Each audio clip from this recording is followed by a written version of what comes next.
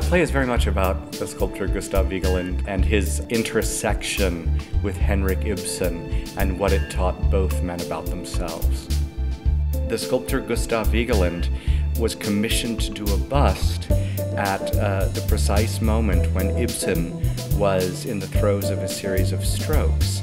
And so every time Vigeland showed up to sculpt the great author, his physiognomy had changed due to illness, and Vigeland had to throw out previous studies and start anew. So he never actually finished that particular bust, but he wound up with something much more impactful in a way, which was 6 remarkable images that charted Ibsen's descent into the grave.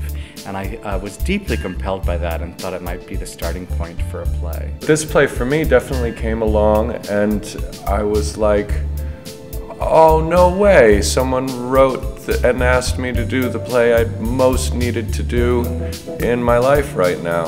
And from my point of view, if I don't go somewhere or not move somewhere, then it's a waste of an evening.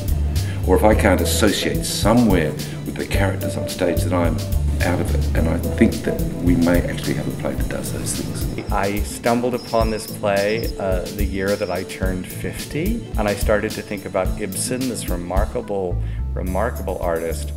I just started to think about why we write about what we write about, the nature of fate in our lives, and it seemed safe to hide behind Ibsen in order to tell that story, to kind of slap on his mutton chops and put on his top hat and let those worries and concerns be his instead of my own. That liberated me to write about them.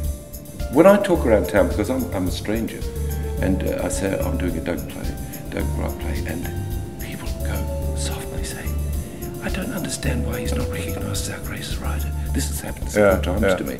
He's held in such respect, and I can see why. This is my first straight play since I Am My Own Wife.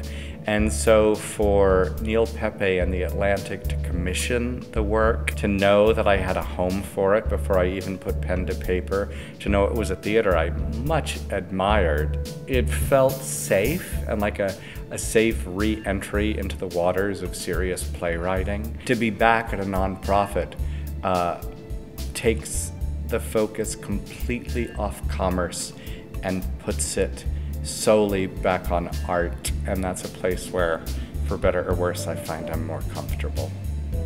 I can't predict what the result will be, but rehearsals so far have been exhilarating and full throttle, and I think we're having a fantastic time.